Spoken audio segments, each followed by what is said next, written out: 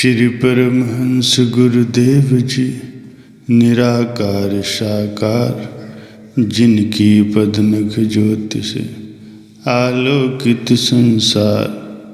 परम पुरुष पूर्ण धनी आनंद घन सुख रूप, सर्वारंभ में पूजिए पावन चरण अनूप। सर्वारंभ में पूजिए पावन चरण अनूप। प्यारे सज्जनों, जीवात्मा को ये मानुष जन्म किसी विशेष कार्य के लिए मिला है और वो कार्य है मालिक की भजन भक्ति। किंतु मनुष्य संसार के धंधों को ही अपना असली काम समझकर दिन रात उन्हीं में ही लगा रहता है। अपने असली काम भजन भक्ति की ओर उसका ध्यान ही नहीं जाता। संत महापुरुष दया करके मनुष्य को उसका असली काम याद दिलवाते हैं। आप किसी गांव में जाइए, किसी नगर में जाइए, प्रत्येक व्यक्ति आवश्यकता से अधिक व्यस्त नजर आता है। नगरों महानगरों में तो ये स्थिति और भी है। प्रातःकाल के समय देखिए तो सभी को जाने की जल्दी है।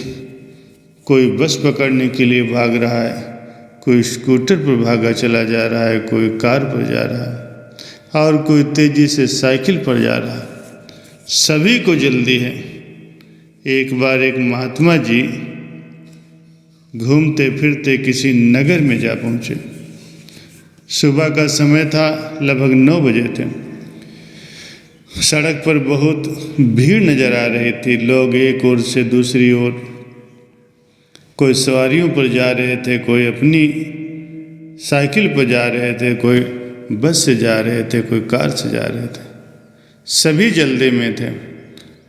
तो महात्मा जी ने कई व्यक्तियों को रुकने का संकेत किया, लेकिन किसी के पास भी इतनी फुर्सत नहीं थी कि रुक करके वे उनकी बात सुनते। आखिरकार एक साइकिल सवार उनके संकेत पर रुक गया, शायद ये समझकर कि वे इस नगर से अपरिचित हैं और किसी का पता पूछना चाहते हैं। पूछा तो महात्मा जी ने उससे अवश्य, परंतु पूछा कुछ और।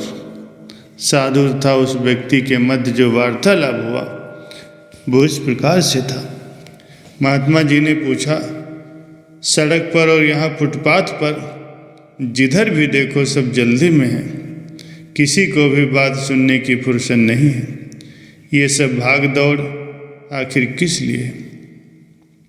महात्मा जी की बात सुनकर वो व्यक्ति मुस्कुराया और बोला, बाबा, ये सभी लोग अपने अपने काम पर जा रहे हैं। महात्मा जी ने कहा, अपने काम पर? व्यक्ति ने कहा, हाँ जी। इनमें से कोई सरकारी कार्यालय में नौकर है, कोई प्राइवेट कंपनी में, कोई दुकानदार है तो कोई अध्यापक है, कोई डॉक्टर है तो कोई वकील है। सभी को अपने अपने काम पर पहुंचना है, इसीलिए जल्दी में है। महात्मा जी ने कहा, ये अपने काम है? इन कामों को तुम अपना काम कहते हो? इनमें से तो एक भी काम अपना नहीं। ये तो बेगार है, बेगार। उस व्यक्ति ने महात्मा जी की ओर कुछ पल देखा और फिर साइकिल पर सवार होकर के आगे बढ़ गया। अपने काम की उसको समझ ही कहाँ थी। प्यारे सज्जनों, महात्मा जी के उस कथन पर जरा विचार करो कि जिन संसार के कामों में वो ये सोचकर हर समय व्यस्त रहते हैं कि वो अपना काम करने में लगे हैं, तो उनका ऐसा सोचना क्या सही है? क्या संसार के काम धंधे मनुष्य के अपने हैं? क्या ये आत्मा के किसी काम आते हैं अथवा परलोक में मनुष्य की सहायता करते हैं? कदापि नहीं। फिर ये काम भला अपने कैसे हुए? महापुरुषों ने इन कामों को इसीलिए बेगार का नाम दिया है क्योंकि ये अपने नहीं हैं और केवल इन कामों में ही व्यस्त रहने वाले मनुष्य को बेगारी कहा जाता है। जैसे बेगारी मनुष्य दिन भर काम करता है लेकिन शाम को उसके हाथ पल्ले कुछ भी नहीं पड़ता, इसी प्रकार संपूर्ण जीवन सांसारिक काम धंधों में व्यस्त रहने वाले व्यक्ति के हाथ पल्ले में भी अंत में कुछ नहीं पड़ता, वो यहाँ से खाली हाथ जाता है। अब प्रश्न उत्पन्न होता है कि अपना असली काम फिर कौन सा है? इसके उत्तर में महापुरुष श्री गुरु तेग बहादुर जी महाराज जी अपनी वाणी में फरमाते हैं कि राम सिमर यह तेरे काज है। अर्थात मनुष्य तू प्रभु के नाम का स्मरण कर, क्योंकि यही तेरा असली और अपना काम। महापुरुष श्री गुरु अर्जुन देव जी महाराज जी अपनी वाणी में कथन करते हैं कि अवर काज तेरे किथे न काम, मिल साध संगत भज केवल नाम।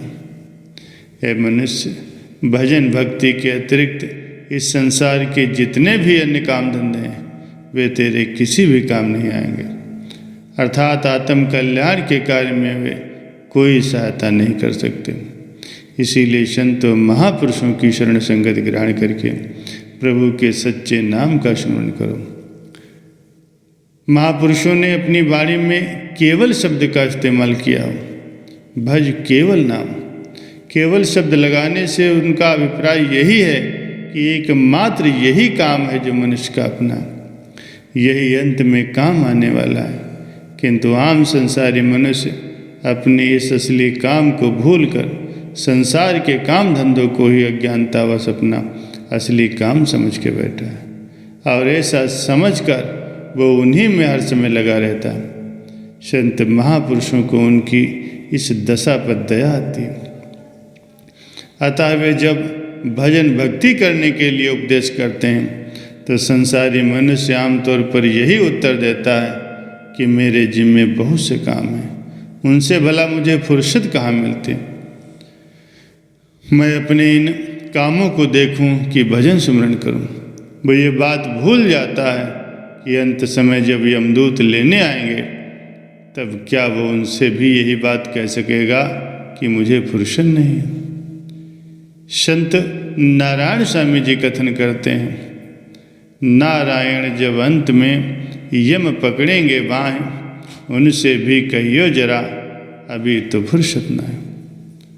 विचार करो कि अंत समय जब मनुष्य को यमराज के दूत लेने आएंगे तो क्या उस समय उसका भी ये बहाना चलेगा कि अभी मेरा वो फलाना काम अधूरा पड़ा है, उसे पूरा कर लूँ तब चलूँगा? कभी नहीं। यमदूत तो ये बहाना कभी नहीं सुनेंगे। रही बात सांसारिक कामों को पूरा करने की, तो संसार के काम धंधे आज तक न तो किसी ने पूरे किए हैं और न ही कोई पूरा कर सकेगा। एक पूरा होगा तो दूसरा निकल आएगा। संसार के पूर्व कामों को पूरा करना तो मेढक तोलने की भांति असंभव है। बंदगी मालिक करना असली तेरा काम था, गैर ख्यालों को हटाकर दिल में बसाना प्रभु नाम था। चेत जा और जाग जा, है जिंदगी 2-4 दिन, कर ले नाम भक्ति की कमाई, समर जाए तेरा जीवन। कहने का तात्पर्य यह है कि भजन भक्ति ही मनुष्य का असली काम है, और जो महापुरुषों के इन वचनों को मानकर उन पर अमल करता है उसी का मानुष तन धारण करना सफल है। ऐसा मनुष्य अपना लोक परलोक दोनों संवार लेता है।